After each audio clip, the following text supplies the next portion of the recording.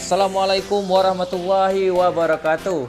Bertemu lagi dengan saya di Daud Channel. Hari ini kita akan membahas salah satu pemain sepak bola profesional Indonesia yang berasal dari Aceh.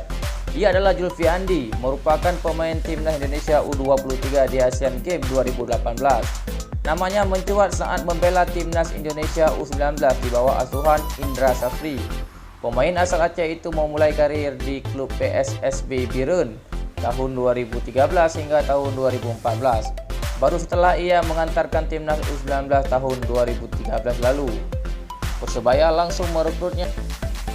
Julfiandi mengantarkan Bayangkara FC juara Liga 1 musim 2017.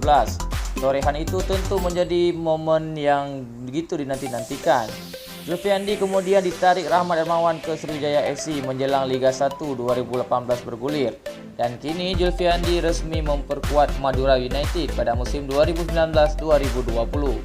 Mungkinkah Julfiandi akan pulang kampung dan memperkuat Persiraja? Ini tentu akan sangat dinantikan oleh masyarakat Aceh, karena kita tahu jika Julfiandi pulang ke Aceh, lini tengah Persiraja Banda Aceh dipastikan akan begitu kuat dan bisa melengkapi barisan pertahanan dari Persiraja Banda Aceh.